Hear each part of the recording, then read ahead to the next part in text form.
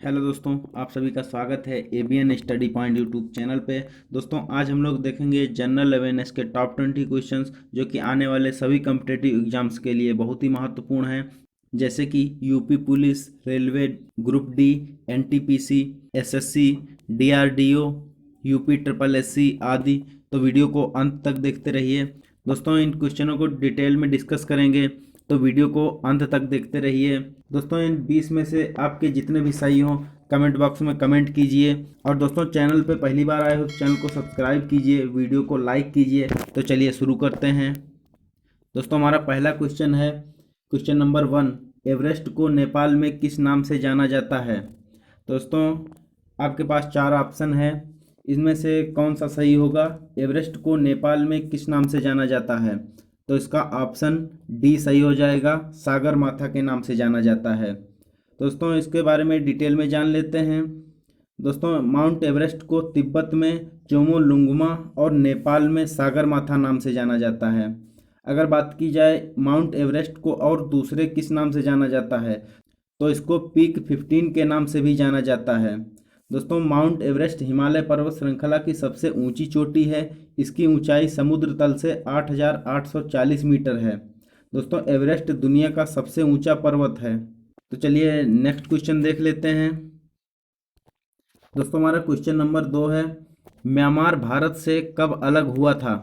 दोस्तों, म्यांमार भारत से कब अलग हुआ था ये बताना है। तो आपके पास 4 ऑप्शन हैं, इनमें से ऑप्शन सी सही हो जाएगा, 1937 में। दोस्तों, म्यांमार का पुराना नाम बर्मा था।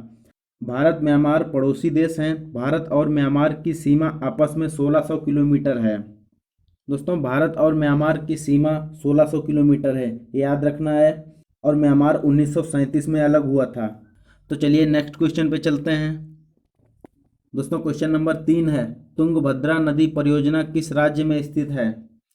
तो बताना है किस राज्य में स्थित है। तो इसका ऑप्शन ए सही हो जाएगा, आंध्र प्रदेश।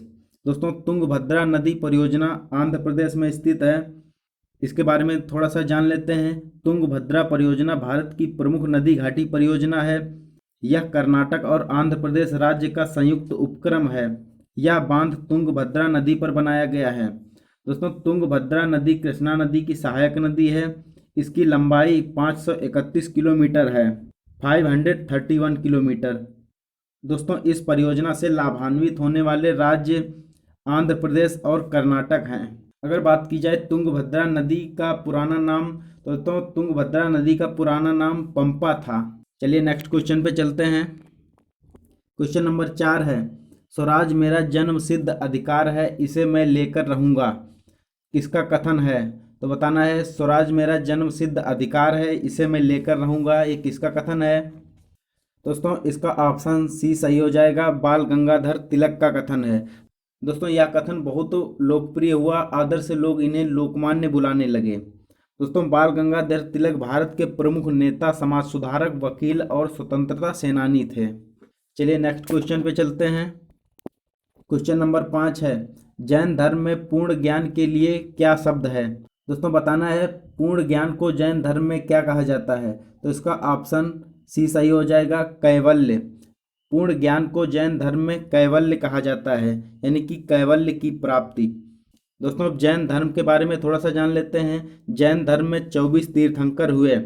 अगर बात की जाए प्रथम तीर्थंकर की, तो जैन धर्म के प्रथम तीर्थंकर ऋषभदेव थे और अंतिम व प्रमुख तीर्थंकर महावीर स्वामी थे। दोस्तों, इतनी जानकारी हमें इस क्वेश्चन से मिल जाती है। तो क्वेश्चन नंबर 6 है, 1857 के बरेली विद्रोह का नेता कौन था? दोस्तों, बरेली विद्रोह का नेता खान बहादुर खान थे। इसका ऑप्शन ए सही हो जाएगा। दोस्तों, 1857 का विद्रोह ब्रिटिश शासन के विरुद्ध भारतीयों द्वारा किया गया एक सशस्त्र विद्रोह था। नेक्स्ट क्वेश्चन, क्वेश्चन नंबर 7 है, महात्मा गांधी द्वारा दक्षिण अफ्रीका में प्रकाशित की गई पत्रिका का नाम क्या था? ये बताना है महात्मा गांधी द्वारा दक्षिण अफ्रीका में प्रकाशित की गई पत्रिका कौन थी? इसका ऑप्शन सी सही हो जाएगा, इंडियन ओपिनियन। दोस्तों, इंडियन ओपिनियन का प्रकाशन 1903 में गांधी जी की प्रेरणा से हुआ था। यह पत्रिका 4 भाषाओं में प्रकाशित की गई थी, इंग्लिश, हिंदी, तमिल और गुजराती। ये याद रखना है। 4 भाषाएं कौन कौन सी थी? इंग्लिश, हिंदी, तमिल, गुजराती। दोस्तों इंडियन ओपिनियन के जरिए अपने विचारों और सिद्धांतों का प्रतिपादन करते हुए देशवासियों के हितों में आवाज उठाई थी महात्मा गांधी ने। तो नेक्स्ट क्वेश्चन देख लेते हैं। क्वेश्चन नंबर 8 है, निम्नलिखित में से किस वेद का संबंध संगीत से है? बताना है किस वेद का संबंध संगीत से है। तो आपके पास ऑप्शन है ऋग्वेद, सामवेद, अथर्ववेद या इनमें से कोई नहीं। दोस्तों इसका ऑप्शन बी सही हो जाएगा, सामवेद। संगीत का संबंध सामवेद से है। दोस्तों इसके बारे में थोड़ा सा जान लेते हैं। इस वेद का प्रमुख विषय उपासना है। संगीत में गाने के लिए इसमें 1875 संगीतमय मंत्र हैं। याद रखना है, इसमें 1875 संगीतमय मंत्र हैं। दोस्तों अगर बात की जाए सबसे पुराना वेद कौन सा है, दोस्तों सबसे पुराना वेद ऋग्वेद है। याद रखना है, सबसे पुराना वेद ऋग्वेद है। नेक्स्ट क्वेश्चन है क्वेश्चन नंबर 9, अल्लाह रखा प्रसिद्ध वादक किससे संबंधित हैं? दोस्तों ये इमेज अल्लाह रखा की इमेज शो हो रही है स्क्रीन पे। दोस्तों अल्लाह रखा प्रसिद्ध तबला वादक थे। याद रखना है, इसका ऑप्शन सी सही हो जाएगा, अल्लाह रखा तबला वादक थे। दोस्तों अल्लाह रखा हिंदुस्तानी शास्त्रीय संगीत में विशिष्ट स्थान रखते थे। नेक्स्ट क्वेश्चन नंबर 10, मुस्लिम लीग का प्रथम अध्यक्ष कौन था? तो बताना है मुस्लिम लीग का प्रथम अध्यक्ष कौन था। इसका ऑप्शन ए सही हो जाएगा, आगा खां। दोस्तों अगर मुस्लिम लीग की स्थापना की बात की जाए तो ऑल इंडिया मुस्लिम लीग का गठन 1906 में ढाका में हुआ था। दोस्तों प्रेजेंट टाइम में ढाका बांग्लादेश की राजधानी है। इसका केंद्रीय कार्यालय अलीगढ़ में स्थापित किया गया है और इसके पहले अध्यक्ष आगा खां थे। याद रखना है। नेक्स्ट क्वेश्चन नंबर 11 है, सुभाष चंद्र बोस के त्यागपत्र के बाद कौन भारतीय राष्ट्रीय कांग्रेस का अध्यक्ष बना था?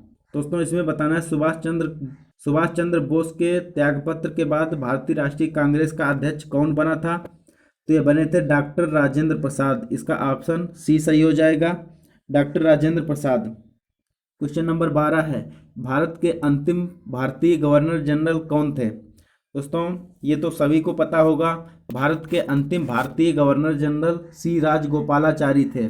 दोस्तों ये भारत के प्रथम व अंतिम गवर्नर जनरल थे, सी राजगोपालाचारी। ये 21 जून 1948 से 26 जनवरी 1950 तक गवर्नर जनरल रहे थे। नेक्स्ट क्वेश्चन नंबर 13 है, भारत में प्रथम आम निर्वाचन चुनाव कब हुआ? दोस्तों प्रथम आम निर्वाचन चुनाव 1952 में हुआ था। इसका ऑप्शन डी सही हो जाएगा। दोस्तों स्वतंत्र भारत में 26 जनवरी 1950 को संविधान लागू होने के बाद देश में पहली बार 1952 में लोकसभा का गठन हुआ था। इसमें भारतीय राष्ट्रीय कांग्रेस 368 सीटों के साथ सत्ता में आई थी। नेक्स्ट क्वेश्चन नंबर 14 है, सार्क का मुख्यालय कहाँ स्थित है? दोस्तों बताना है सार्क का मुख्यालय कहाँ स्थित है। सार्क यानी कि दक्षेस, सार्क को दक्षेस भी कहा जाता है। सार्क का मुख्यालय काठमांडू में स्थित है। इसका ऑप्शन सी सही हो जाएगा।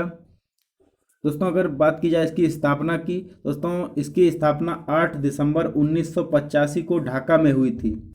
दोस्तों ढाका पश्चिम बंगाल की राजधानी है प्रेजेंट टाइम पे। और बात की जाए मुख्यालय की, दोस्तों इसका मुख्यालय काठमांडू में स्थित है और इसकी स्थापना 1985 में ढाका में हुई थी। याद रखना है, ये कई बार पूछा जा चुका है। इसका वर्तमान में मुख्यालय काठमांडू, नेपाल की राजधानी काठमांडू में स्थित है। नेक्स्ट क्वेश्चन है क्वेश्चन नंबर 15, भारत में जनगणना कितने वर्षों में की जाती है? दोस्तों ये सभी को पता होगा, भारत में जनगणना 10 वर्षों के अंतराल पर की जाती है। इसका ऑप्शन बी सही हो जाएगा। दोस्तों इसके बारे में थोड़ा सा जान लेते हैं। भारत में 10 की जनगणना की शुरुआत 1872 में हुई थी। ये लॉर्ड मेयो के शासनकाल में हुई थी।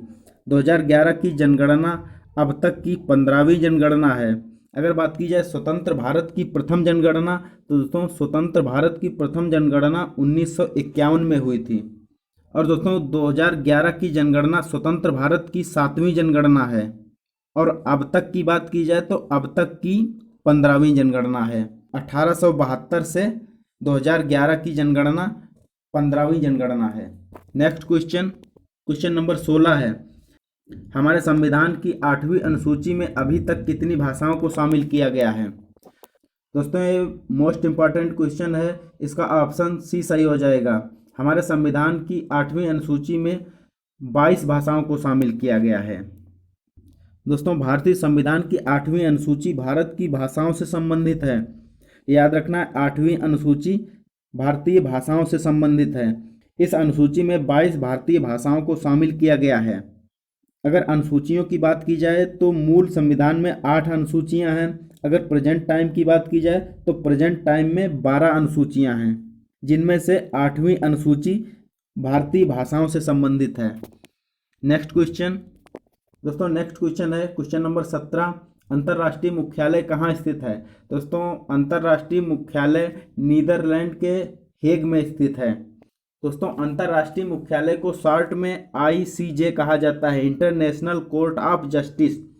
दोस्तों अंतर्राष्ट्रीय न्यायालय को संयुक्त राष्ट्र के चार्टर द्वारा 1945 में स्थापित किया गया था। तो याद रखना है, इसकी स्थापना कब हुई थी, तो जून 1945 में इसकी स्थापना हुई थी और इसमें 18 अप्रैल 1946 में काम करना शुरू किया गया था। ये बहुत ही इम्पॉर्टेंट है, इसकी स्थापना 1945 में हुई थी, काम करना शुरू किया गया था 1946 में। इसका मुख्यालय नीदरलैंड के द हेग में शांति पैलेस में स्थित है। इसके सदस्य देशों की संख्या 193 है। नेक्स्ट क्वेश्चन है क्वेश्चन नंबर 18, ज्वार भाटा सामान्यतः 24 घंटे में कितने बार आते हैं। दोस्तों ज्वार भाटा 24 घंटे में 2 बार आते हैं। जान लेते हैं ज्वार भाटा किसे कहते हैं।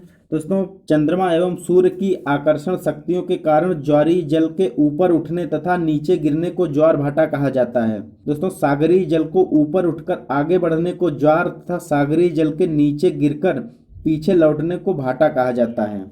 पृथ्वी पर प्रत्येक स्थान पर प्रतिदिन 12 घंटे 26 मिनट के बाद ज्वार तथा ज्वार के 6 घंटे 13 मिनट बाद भाटा आता है। ज्वार प्रतिदिन 2 बार आता है, एक बार चंद्रमा के आकर्षण से और दूसरी बार पृथ्वी के अपकेंद्रीय बल के कारण। तो चलते हैं नेक्स्ट क्वेश्चन पे। दोस्तों हमारा नेक्स्ट क्वेश्चन है क्वेश्चन नंबर 19, कर्क रेखा है। आपके पास 4 ऑप्शन है, भूमध्य रेखा के पार से होकर जाने वाली रेखा है, या मानसून क्षेत्र से होकर जाने वाली रेखा है, या 23.5 डिग्री उत्तरी अक्षांश रेखा है, या 23.5 डिग्री दक्षिणी अक्षांश रेखा है। दोस्तों कर्क रेखा 23.5 डिग्री उत्तरी अक्षांश रेखा है।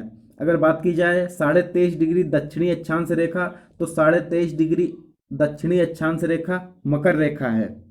दोस्तों ये भी आपको याद रखना है, 23.5 डिग्री दक्षिणी अक्षांश रेखा तो ये मकर रेखा है, 23.5 डिग्री उत्तरी अक्षांश रेखा तो ये कर्क रेखा है। दोस्तों भारत में कर्क रेखा 8 राज्यों से होकर गुजरती है। ये बहुत ही इंपॉर्टेंट क्वेश्चन है।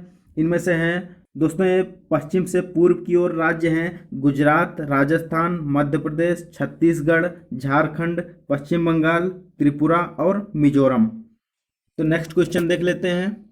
दोस्तों हमारा नेक्स्ट क्वेश्चन है क्वेश्चन नंबर 20, ग्लोब पर कुल अक्षांश रेखाओं की संख्या कितनी है। तो आपके पास 4 ऑप्शन हैं। दोस्तों इसका ऑप्शन ए सही हो जाएगा, 181। दोस्तों भूमध्य रेखा को मिलाकर के कुल अक्षांश रेखाओं की संख्या 181 है। अगर सिर्फ 180 दिया होता तो 180 कर सकते थे, लेकिन अगर दोनों ऑप्शन दिए गए हैं 181 और 180 तो 181 पर टिक करेंगे, 181 सही होगा। अगर बात की जाए अक्षांश रेखाओं के बीच की दूरी कितनी है, दोस्तों प्रत्येक अक्षांश रेखा के बीच की दूरी 111 किलोमीटर है। दोस्तों हमारा नेक्स्ट क्वेश्चन है। दोस्तों इस क्वेश्चन का आंसर आप लोगों को कमेंट बॉक्स में देना है। नीदरलैंड की मुद्रा है, तो नीदरलैंड की मुद्रा बताना है। आपके पास 4 ऑप्शन है। ऑप्शन ए है क्रोनर, बी है दीनार, सी है टका या डी है यूरो। दोस्तों इस क्वेश्चन का आंसर आप लोग कमेंट बॉक्स में दीजिए। वीडियो अच्छा लगा है तो लाइक कीजिए, चैनल को सब्सक्राइब कीजिए और दोस्तों में ज़्यादा से ज़्यादा शेयर कीजिए। तो मिलते हैं किसी नेक्स्ट वीडियो के साथ। आप सभी का बहुत बहुत धन्यवाद।